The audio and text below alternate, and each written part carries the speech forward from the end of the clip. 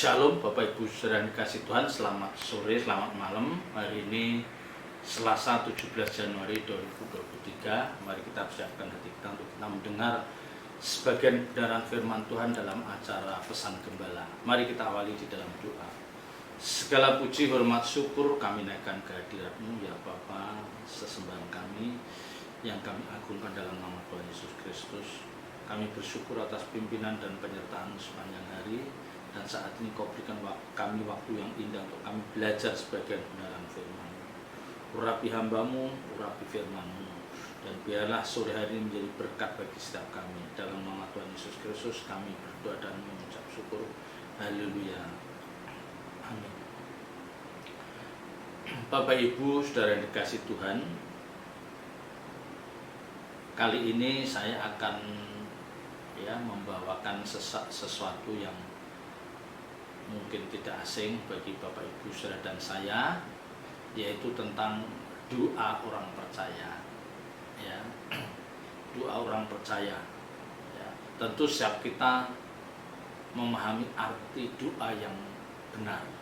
Ya, yang pernah saya katakan ya dalam beberapa kesempatan bahwa inti dari doa itu sejatinya adalah komunikasi. Ya, interaksi antara kita dengan Tuhan, dengan Allah Bapa.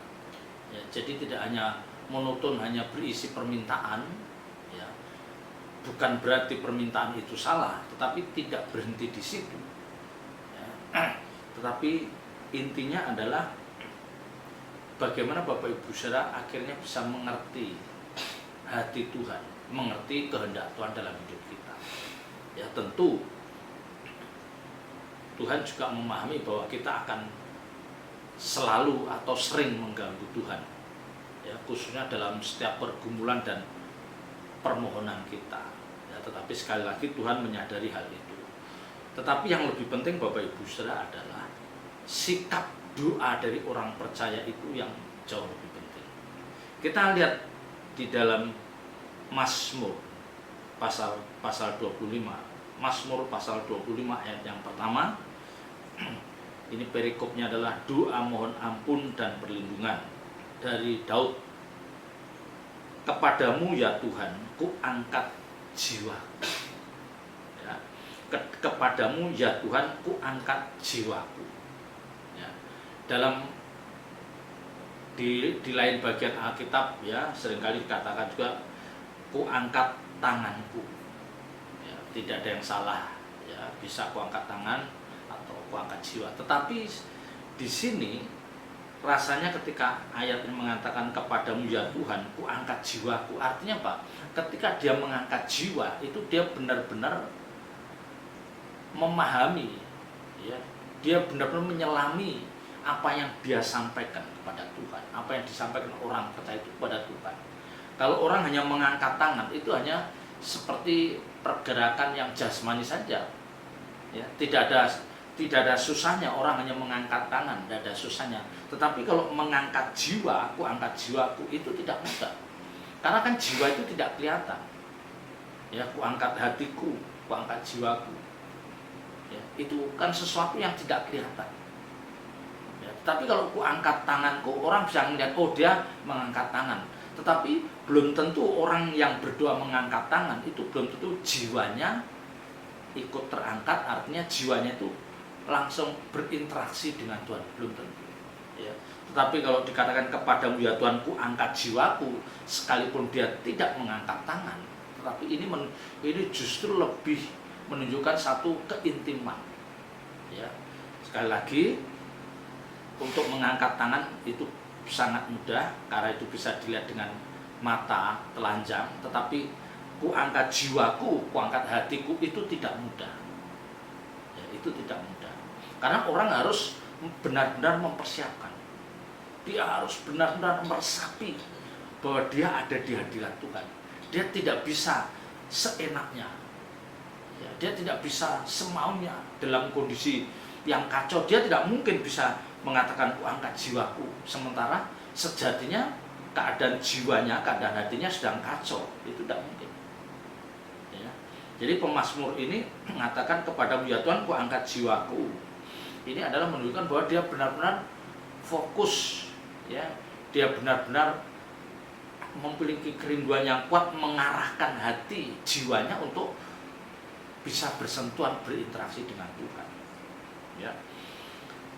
Kepadamu ya Tuhan ku angkat jiwaku, Allahku kepadamu aku percaya, janganlah kiranya aku mendapat malu. Ya. Jadi orang yang berani mengatakan ku angkat jiwaku, ku angkat hatiku, pasti orang yang sudah memiliki iman atau percaya kepada Tuhan, itu sudah levelnya sudah cukup tinggi, ya. Tetapi kalau hanya sekedar ku angkat tanganku, ya, dan kita melihat ya banyak orang ku angkat tanganku, tetapi kita tidak yakin apakah jiwanya juga berinteraksi, terhubung dengan Tuhan, kita tidak tahu, ya. Tapi kalau ku angkat jiwaku, itu memang orang ini benar-benar mempersiapkan jam doanya untuk menghadap Tuhan. Nah, ini yang mau saya katakan, dia benar-benar mempersiapkan jam doanya untuk menghadap Tuhan. Jadi dia bisa mengatakan ku angkat jiwaku, Allahku kepadamu aku percaya, ya, kepadamu aku percaya. Ya. Kehidupan doa orang percaya ini pasti ada tingkatannya. Ada orang percaya yang memiliki doa sebagai doa orang percaya pemula, ya, dia orang percaya yang mungkin baru menjadi Kristen, atau orang percaya yang belum diperkaya dengan kebenaran firman Tuhan, ya, atau orang percaya yang sudah mulai diperkaya firman Tuhan dan dia sudah mulai punya pengalaman pribadi dengan Tuhan. Itu akan berbeda, ya, itu akan berbeda. Kehidupan doa orang percaya akan berubah, ya. Kalau orang, ya, sekali lagi saya katakan, kehidupan doa orang percaya berubah kalau mereka percaya bahwa Tuhan itu tertarik untuk memberkati kita lebih daripada kita tertarik untuk diberkati Tuhan. Nah, ini, ya, ini yang coba Bapak Ibu Saudara renungkan, ya. Kehidupan doa orang percaya akan berubah kalau orang percaya tersebut, ya, percaya bahwa Tuhan itu tertarik untuk memberkati kita, ya. Jadi kita itu ketika berdoa, kita yakin bahwa Tuhan itu tertarik untuk memberkati kita lebih daripada kita tertarik untuk diberkati Tuhan, ya. Mungkin Bapak Ibu Saudara jarang mendengar kalimat ini, tetapi nanti Bapak Ibu Saudara akan merasakan, ya, kita sampai merasakan bagaimana kita merasakan bahwa Tuhan itu lebih tertarik, Tuhan itu tertarik untuk memberkati kita itu lebih daripada kita tertarik untuk diberkati, ya. Kan kadang ada orang-orang yang dia kurang yakin kalau Tuhan itu mau memberkati, ya, sementara dia berdoanya bertalu-talu, ya. Makanya ada Alkitab mengatakan bahwa kita itu kalau berdoa jangan bertele-tele, ya. Itu orang yang berdoa bertele-tele itu diulang-ulang dengan tekanan suara yang keras, itu menunjukkan bahwa dia belum memiliki pengenalan yang benar akan Allah, ya. Jadi dia masih meragukan. Tetapi sebaliknya, kehidupan doa orang percaya itu akan berubah ketika dia mulai level kerohaniannya makin naik, ya, di mana dia merasa bahwa Tuhan itu tertarik untuk memberkati dirinya lebih daripada dia itu tertarik diberkati Tuhan. Nah, perasaan seperti ini yang sulit dimiliki oleh orang-orang yang tidak punya kehidupan doa yang panjang, ya. Ya. Jadi ini Bapak Ibu Saudara, dan saya akan mengatakan satu hal, ya. Doa menjadi sesuatu yang sangat bisa meringankan atau membebaskan kita. Jadi ketika kita berdoa, kita merasa akan sesuatu yang itu akan kita rasakan bahwa Tuhan memberikan kelegaan, Tuhan memberikan kebebasan bagi kita, ya. Karena apa? Karena kita percaya bahwa Tuhan itu juga tertarik akan kehidupan kita. Ya. Jadi ketika kita berdoa dan kita merasakan kelegaan, kelepasan, ya sepertinya sekalipun mungkin doa kita belum dijawab, tetapi kita merasakan kelepasan. Kita seperti ada kelepasan, kelegaan. Ya. Karena apa? Kita percaya bahwa Tuhan tahu kehidupan saya. Tuhan tahu masalah saya. Dan Tuhan tahu atau tertarik dalam kehidupan saya. Nah, ini Bapak Ibu Saudara. Maka ini yang dua hal ini yang hendaknya Bapak Ibu Saudara pahami. Ya, jadi jangan kita tuh seolah-olah Tuhan nggak mendengar doa saya, Tuhan tidak memperdulikan saya. Salah, Bapak Ibu Saudara salah kalau berpikiran seperti itu. Ya, itu salah. Ya, kita harus yakin dan percaya bahwa kehidupan kita itu menarik hati Tuhan.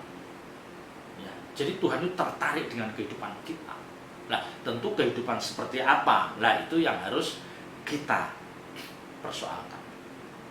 Ya, kalau kehidupan kita dipenuhi oleh spirit, ya, kalau kehidupan kita dipenuhi oleh spirit, bagaimana kita akan ambil bagian untuk menggenapi rencana besar Allah, yaitu keselamatan banyak jiwa. Nah, di situ Tuhan tertarik. Ya, sekali lagi, Tuhan akan tertarik dalam kehidupan orang percaya. Kalau kehidupan orang percaya itu dipenuhi dengan spirit, dia ingin ambil bagian dalam rencana besar Allah, yaitu apa? Untuk keselamatan banyak jiwa. Ya. Pemazmur ini mengatakan, Allahku, ya, kepadamu ya Tuhan, ku angkat jiwaku, Allahku kepadamu aku percaya. Janganlah kiranya aku mendapat malu, janganlah musuh-musuhku beria-ria atasku. Ya, jadi dia pemazmur mengatakan hal ini. Janganlah kiranya aku percaya, kepadamu aku percaya. Ya, jadi pendua Daud ini percaya, ya, sangat percaya bahwa Tuhan tahu persoalannya dia, maka dia memohon, jangan kiranya aku mendapat malu, janganlah musuh-musuhku beria-ria atas aku.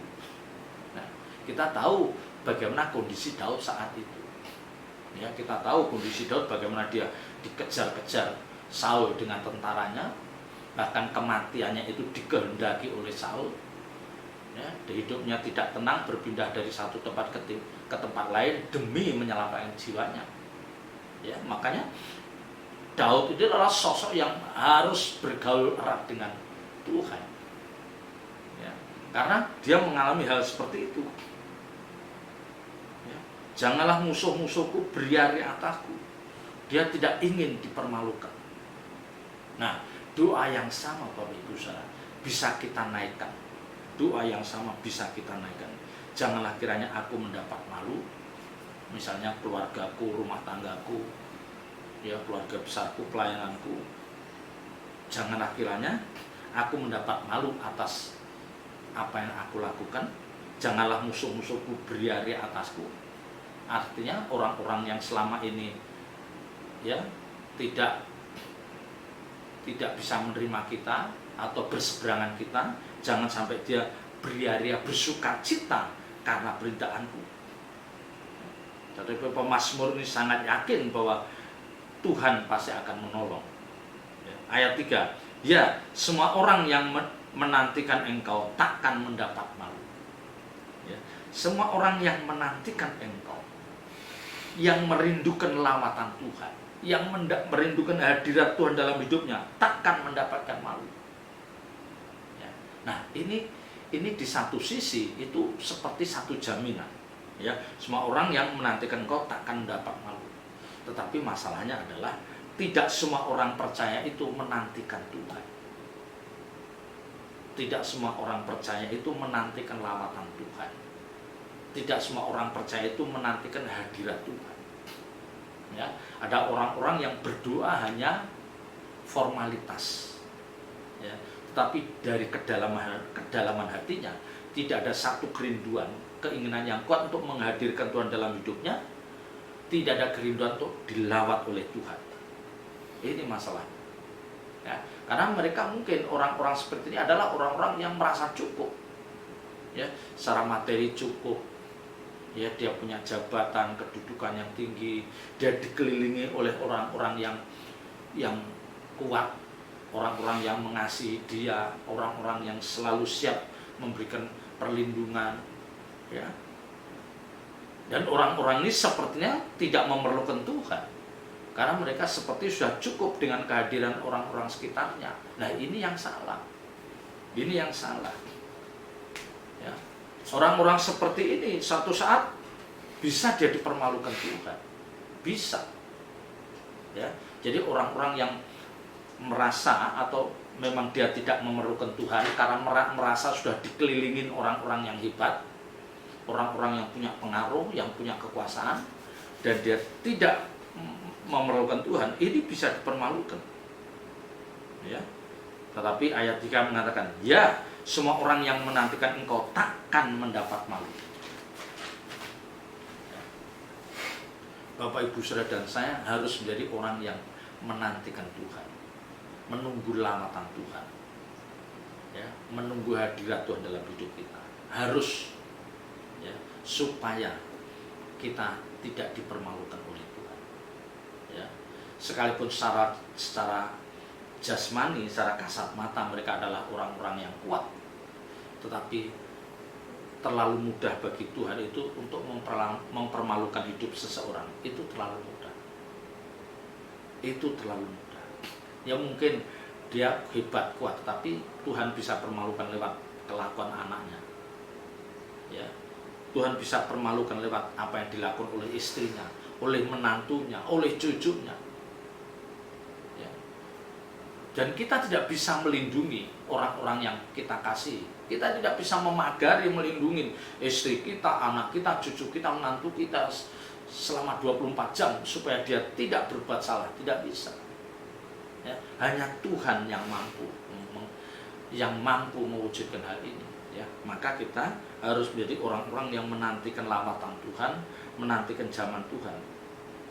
Yang mendapat malu ialah mereka yang berbuat khianat dengan tidak ada alasan.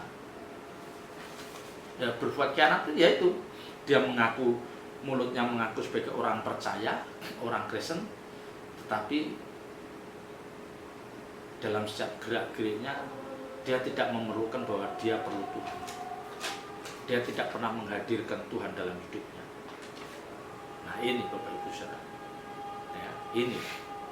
Ya, kita jangan menjadi orang-orang yang khianat.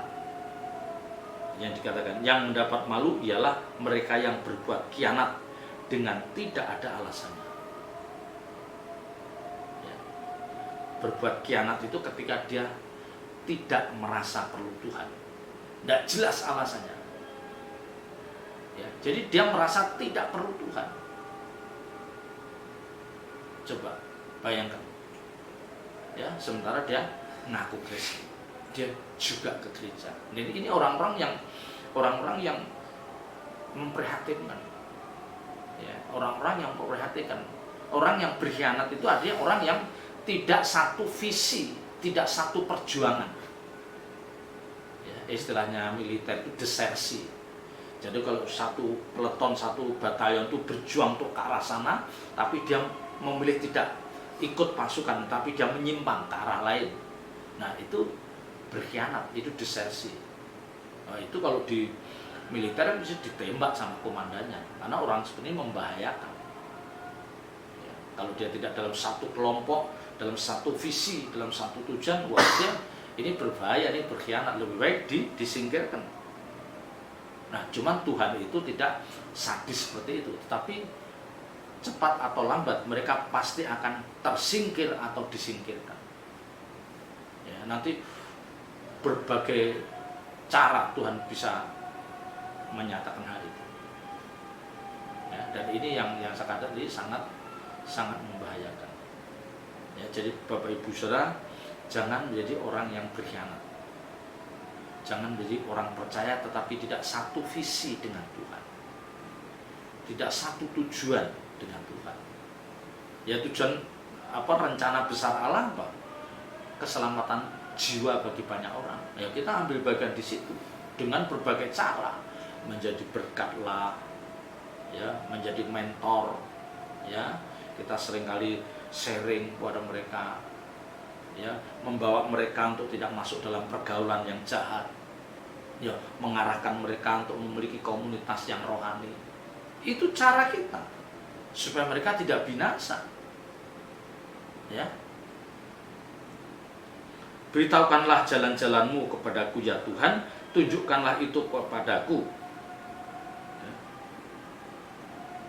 Beritahukanlah jalan-jalanmu kepadaku ya Tuhan, tunjukkanlah itu kepadaku. Nah, ini Bapak Ibu Saudara, kalimat ini hanya bisa diucapkan oleh orang-orang yang memiliki keterbebanan sama seperti Tuhan. Ya. Tetapi kalau orang itu punya agenda sendiri, dia punya agenda sendiri dalam hidupnya, tidak mungkin dia bisa mengatakan beritahukanlah jalan-jalanmu kepadaku ya Tuhan, tunjukkanlah itu kepadaku. Tidak mungkin. Tidak mungkin. Karena dia punya agenda sendiri dalam hidupnya. Ya, jadi kalimat ini hanya bisa diucapkan oleh orang-orang yang tidak punya agenda sendiri dalam hidupnya, dan mereka benar-benar punya keinginan yang kuat untuk ambil bagian dalam rencana besar Allah, rencana besar Tuhan. Jadi dia bisa dengan mudah mengatakan beritahukanlah jalan-jalanmu kepadaku ya Tuhan, tunjukkanlah itu kepadaku. Ya? Dan kalimat ini mestinya harus dinaikkan oleh orang percaya dalam setiap pergumulan doanya, harus dinaikkan oleh setiap orang percaya. Ya? Karena dia kalau nggak gitu nanti dia tidak tahu jalan-jalan yang dikehendaki Tuhan, tidak tahu. Ya? Kita merasa bahwa oh ini benar menurut kita, tapi menurut Tuhan salah kamu. Ya, maka ini kalimat ini muncul, beritahukanlah jalan-jalanmu kepadaku ya Tuhan, tunjukkanlah itu kepadaku. Nah, ini kalimat yang bisa diucapkan oleh orang-orang yang punya spirit, ya, punya gairah untuk ambil bagian keselamatan jiwa bagi banyak orang. Dan mestinya Bapak Ibu Saudara dan saya ada di kelompok ini, ada di komunitas ini. Kita juga menjadi orang yang punya keterbeban untuk keselamatan jiwa orang-orang lain. Ya, kita harus punya keterbebanan untuk keselamatan jiwa orang lain. Ya, bawalah aku, ya, ayat 5, bawalah aku berjalan dalam kebenaranmu dan ajarlah aku, sebab engkaulah Allah yang menyelamatkan aku, engkau ku nanti-nantikan sepanjang hari. Bawalah aku berjalan dalam kebenaranmu dan ajarlah aku. Nah, jadi dari satu kebenaran ke kebenaran yang lainnya itu menunjukkan bahwa orang ini adalah orang-orang yang rohani atau sangat rohani, yang memang benar-benar hidupnya itu seperti disita Tuhan. Ya, dia benar-benar tidak mau menyimpang ke kiri atau ke kanan. Dia hanya mau berjalan dalam kebenaran Tuhan. Ya, dia hanya mau berjalan dalam rel yang telah ditetapkan Tuhan. Dan dia selalu memohon, dan ajarilah aku. Inilah satu bentuk bahwa orang ini selalu memerlukan Tuhan. Ya, sekalipun dia sudah mengerti kebenaran firman Tuhan, dia sudah berjalan jauh bersama Tuhan, tapi tetap dia mengatakan, dan ajarilah aku. Ya, karena perjalanan hidup kita itu panjang, dan masing-masing waktu, masing-masing periode itu punya kesulitan sendiri-sendiri. Ya, masing-masing waktu itu punya kesulitan sendiri-sendiri. Kalau waktu ini mungkin kesulitan kita dalam soal keuangan, nanti kesulitan kita pada berikutnya soal kesehatan, nanti kesulitan berikutnya soal apa? Rohani, ya, pertumbuhan rohani orang-orang sekitar kita. Nah, itu jadi itu menunjukkan bahwa kapanpun kita akan selalu perlu Tuhan. Tidak ada waktu, tidak ada jedanya kita tidak perlu Tuhan, tidak mungkin. Karena kesulitan hidup yang kita hadapi itu akan bervariasi, dari waktu ke waktu berbeda. Masalah satu selesai, ada masalah lain. Masalah ini selesai, masalah lain. Itu memang diizinkan Tuhan supaya kita benar-benar menjadi orang yang bergantung pada Tuhan. Ya, karena kita yakin bahwa engkaulah Allah yang menyelamatkan aku, engkau ku nanti-nantikan sepanjang hari. Ya, Ini pengakuan yang tulus dari orang-orang yang memerlukan Tuhan. Engkau keselamatan Tuhan. Ya. Dengan kata lain, tanpa Engkau di hidupku, tanpa hadiratmu dalam hidupku, aku bisa celaka. Ya, tanpa hadiratmu dalam kehidupan kami bisa membahayakan. Ya, makanya orang itu pemazmur mengatakan, sebab Engkaulah Allah yang menyelamatkan aku, Engkau ku nanti-nantikan sepanjang hari. Mari Bapak Ibu Saudara, kita menjadi orang yang selalu menanti-nantikan Tuhan hadir dalam hidup kita, melawat setiap kita. Karena hanya itulah kita akan mendapatkan kekuatan. Tuhan memberkati, ya. Puji Tuhan, mari kita tutup dalam doa. Segala puji syukur kami naikkan kehadiran-Mu ya Bapa. Kiranya Engkau memberkati Tuhan setiap jemaat-Mu, dan Engkau akan memotretkan firman dalam setiap hati kami. Terima kasih Tuhan, terus dewatakan rohani kami lewat kebenaran-kebenaran ini. Dalam nama Tuhan Yesus Kristus kami berdoa.